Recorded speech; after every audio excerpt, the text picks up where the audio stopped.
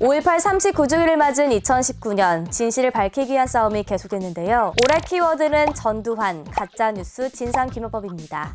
지난 11월이었죠. 알츠하이머 중병에 걸렸다는 전두환 씨가 강원도 홍천 골프장에서 포착됐습니다. 부인 이순자 씨 지인 등과 버젓이 골프를 치고 있었던 건데요. 우리 광주 5.18 학살 책임에 대해서 한 말씀 해주시죠. 광주하고 내하고 무슨 상관이 있어?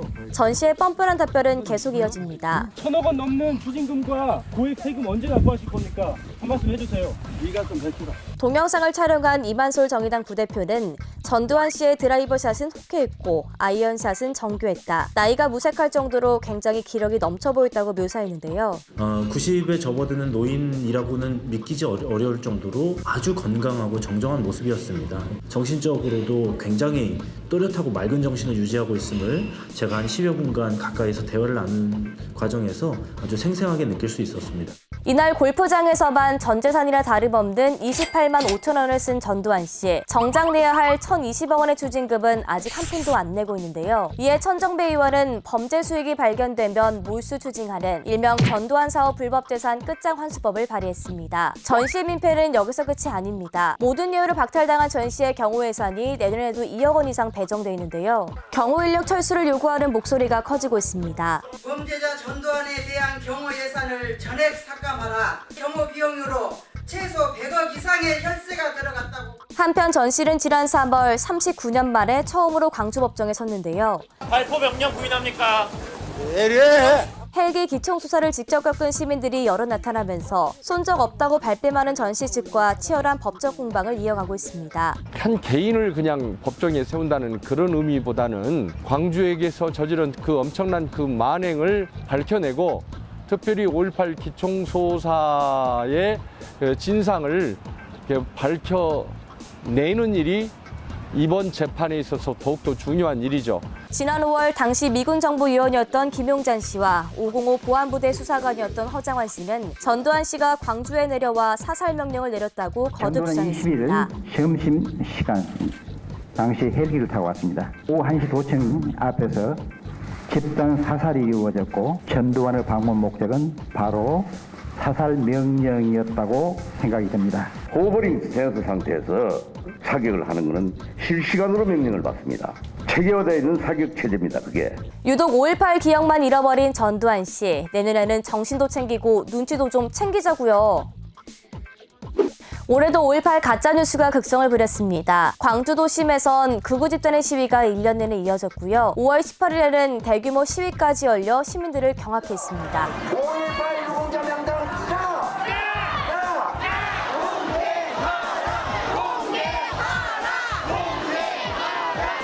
희생한 사람들에게 오히려 이렇게 추모해야 될 시간에 이게 뭔 행동인가. 이건 진짜 저희 대한민국의 수치라는 생각이 드네요. 문제는 극우 유튜버들이 이들의 시위 장면을 유튜브 라이브를 통해 중계하고 수천만 원의 부가 수익을 창출하고 있다는 건데요. 하지만 제재는 쉽지 않습니다. 유튜브가 해외 플랫폼 사업자이기 때문인데요. 현재 국회에선 가짜뉴스 처벌과 관련한 법안이 다수 발의돼 있지만 국회 통과 여부는 아직 불확실한 상황입니다. 강력히 제재를 하고 이행을 하지 않으면 삭제를 하거나 이렇게 제대로 하지 않으면 징벌적 과징금을 물려야 된다 이렇게 생각합니다. 한편 5.18 당시 북한군이 개입했다고 억지 주장을 한 지만원 씨는 손해배상 소송에서 패소해 두 차례에 걸쳐 억대 손해배상금을 물어내기도 했죠. 지 씨의 주장이 역사 왜곡이라는 법원 판결이 잇따르면서 5.18을 둘러싼 가짜뉴스들도 바로 잡힐 수 있는 계기가 되지 않을까 주목됩니다. 그럼에도 5.18 가짜뉴스에 혹하시는 분들 계실 텐데요. KBC가 공들여 만든 5.18 가짜뉴스 바로잡기 시리즈 그리고 5.18 기념재단의 채널 5.18TV가 있습니다. 진실을 알고 싶으신 분들은 지금 바로 클릭 고! 여러분 축하해주세요. 5.18 진상규명위원회가 내년에 출범할 가능성이 높아졌습니다. 조사위원 자격요건에 군인으로 20년 이상 복무한 사람을 추가하려고 지금까지 지체되고 있었던 건데요. 지난 1월 자한당은 자격이 안 되는 인물들을 위원으로 추천시켰습니다. 이에 대통령은 재추천을 요구했지만 계속 미루면서 구성 논의 자체를 지연시켰죠. 지난 2월엔 자한당이 주최한 공청회에서 여러 의원들이 망언을 내뱉었는데요. 5.18 유공자라는 이상한 괴물 집단을 만들어내면서 우리의 세금을 축내고 있습니다.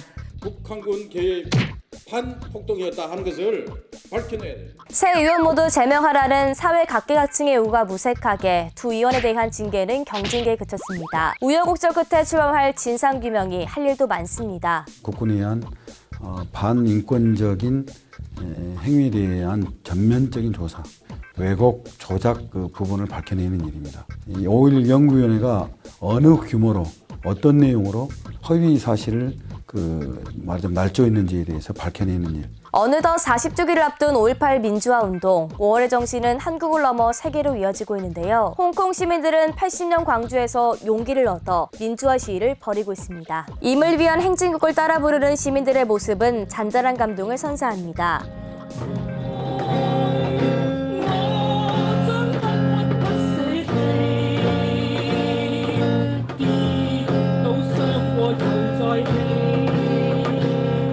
전국의 대학생들은 연대와 지지의 메시지를 전하며 홍콩 시위에 힘을 실어주고 있습니다. 홍콩 분들이 실제로 이 한국의 민주화 운동 역사에서 많은 감명을 받았다고 말씀을 하시고 그것들을 본인들 스스로 기억하고 있다고 말씀하시기 때문에 한국에서의 우리가 민주화 운동을 기억하고 있다면은 우리도 그들에 연대해야 한다라고 생각을 하고 있습니다.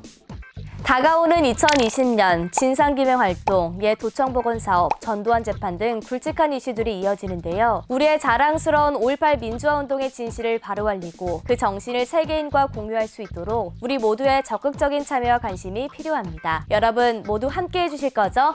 약속!